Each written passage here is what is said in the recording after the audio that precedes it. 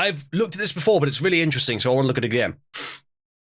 How a coastline 100 million years ago influences modern election results in Alabama. So Cretaceous sediments. Cretaceous is like hundreds of millions of years ago. Cretaceous settlements along here, right, along this band. It's just happenstance of the landscape. Some maybe a river formation or some mountain formation or something, but that's where the soil was that was particularly useful for nutrition, for plants, for like growing plants. Fertile blackland prairie soil. So I guess that's kind of the result of that kind of terrain. And there you go, it follows it pretty close. Average farm size, 1997. All the big farms are where that special soil was. Yeah, that sounds right, Matthias. Where that special soil was, all the biggest farms were. And very clearly concentrated in that region. Slave population, 1860. Fairly heavily concentrated in that region because most slaves were used for manual work. Black population 2010, very heavily concentrated in that region. And then election results 2020, all blue in that area where the black people were, and then one area where I guess some large number of them maybe emigrated to at some point. But yeah, it's a pretty much one-to-one comparison there of the Cretaceous sediments now being the only Democrat areas. And this to me is kind of like validation of the basic method I use for reasoning about politics and mass psychology. Is you can find roots for everything if you go back far enough. In evolution and in geography. And I do think that while, the idea of culture is influenced by genetics, fair, but genetics is influenced by geography. I think that is maybe the furthest back point. And you will like geography and like the natural environment around them, and you will find that the genetics and also the culture of any group can in some way be rooted back to the environment that they evolved in, obviously. But, the geography and the natural resources available and the shape of the land as well. I think that's why part of the reason why Europe was so successful is that it has a lot of kind of separate areas and like side areas and a lot of intervention with the sea. And this is why the Mediterranean in general was, and also it has just the right climate, just the right level of heat. I think the sort of the band of the correct temperature has raised a little bit over time. So Greece is now hotter on average than it used to be. But back when Greece was a superpower, it had, I think, roughly the same kind of climate as sort of Western European nations do today. And they are currently powerful. What this means is that in the future, the UK will get more powerful, and so will the Nordic countries. And they are less objectionable than France and Germany, so I'm happy about that. The isolated area is Birmingham, the largest city in Alabama. That would explain it. There you go. Okay. The US should have regionalized voting, so the counties are the voting rather than popular vote in each state, not just for the entire country. It's a pro-conservative answer to say one to that, but I do think it's probably the right answer as well. Because, I mean, it's a pretty basic principle in a democratic system. Same thing in the UK, where if you had just popular vote, cities just get full control, because that's where the population density is. But, of course, what kind of environment you live in, where in the nation you live in, does determine your politics. And even if there's only a few people in a particular environment, like even if there's only a few thousand people in a particular environment, the system should not disenfranchise them. It should allow them to have a voice. And so they may be necessary. They may be there doing something essential for the rest of the people. It's just a small number of them. But if the city folk want to implement policies that benefit the city folk, but not those people, the rural people, then if it was pure majority rule, the city folk just have complete control to do that. So you have regionalized voting, which in the UK is essentially first past the post, which is why that's actually a good thing. In the US, you also have regionalized voting, but of course the US has one layer higher of regions. You have states, which is, in the UK, obviously it's made of 4 states, but essentially it's formed into, it's much closer combined into one thing. And there's fewer of them, and there's one that's clearly dominant. In the US, it's very different. You've got 50, which are of very differing power levels. And you have regionalized voting to each of those nations, each of those states. But within them, it's popular vote.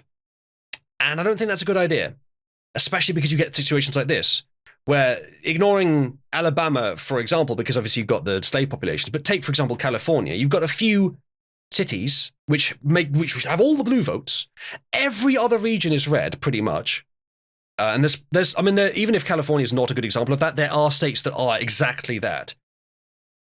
And then it's just because the cities have more people in them, all the people in rural areas of that state are screwed. I think the states in the US should take the responsibility of operating on a regionalized voting system, not just because that would allow, my side today to win, because it might not always be my side. I'll side with whoever's correct, but because it's more fair. It reduces tyranny of the majority, and that's the entire fucking point of the US's republic system. That's what they were aiming for. So it is having a popular vote-based system is, I think, almost always a bad idea. Now, at some point, as you go scale it down, it kind of has to be popular vote.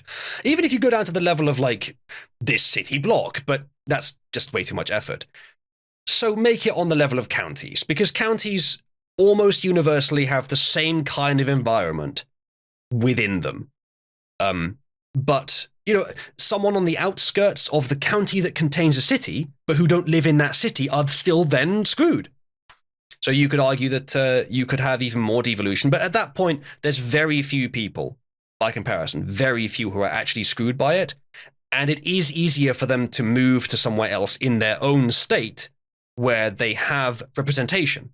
Because all those counties in California and here in Alabama, all those red counties do not have representation, essentially.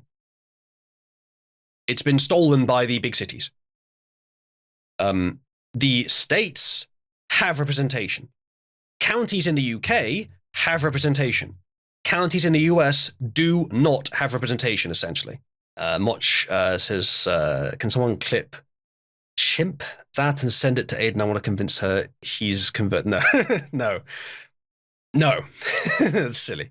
Representatives are I get what you're saying, but to clarify, the idea of a direct democracy where it's there's no intermediate step, it's just everyone votes and it's just like everything's a referendum. That's a bad idea for many reasons. It's good that we have an intermediate step. Of course it can lead to problems, but so could any system. I mean, probably less problems this way. Though the problems are very visible today, I still think there's less of them. So you can have a system that's based more on referenda, but like Switzerland does a lot of referenda. But I think you could have to have a lot of problems with that, especially if all things were done by referendum. It may become slightly more possible to do this in future with technology, but that might just be a trap. To be honest, that might be a lure, a temptation that's still not going to work at all. So yeah, you still need to have.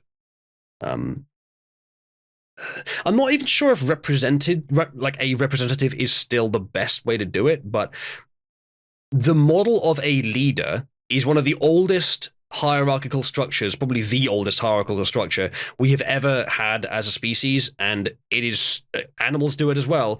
It still makes complete sense to have a leader. Because as I've said, the basic principle of a consistent but mediocre plan is better than 6 good plans taken piecemeal and combined together and mixed. Because the inconsistencies of those good plans mixed together is going to take away the soul and the reason that any of them were good in the first place, most likely. They likely can't work together. You probably could find hybrids if you're very skilled, but it's very unlikely that will actually happen. One single consistent plan, played all at once, even if it's not a very good one, is at least still consistent and is not going to, by its mixture with other plans, constantly self-sabotage itself. It still is going to be a better answer to have that. And so that is why a leader makes sense. And what I'm saying here is I think, probably mostly incontrovertible, because nature has deemed in almost every situation to have a leader. At least every social species, as far as I know, has leadership. I guess there may be a few. Like, I think fish, you could argue, they're not really social. I mean, they have schools, but I don't know. They have leaders in fish schools? I'm not sure. Either way. The closer you get to humans, the more leadership is present in a species, and I think that probably does tell us something. And of course, from a leader, you get the sort of the leader's right hand people. That's sort of the next step of a hierarchy, and you go up from there to what we have today. And it's just a natural progression.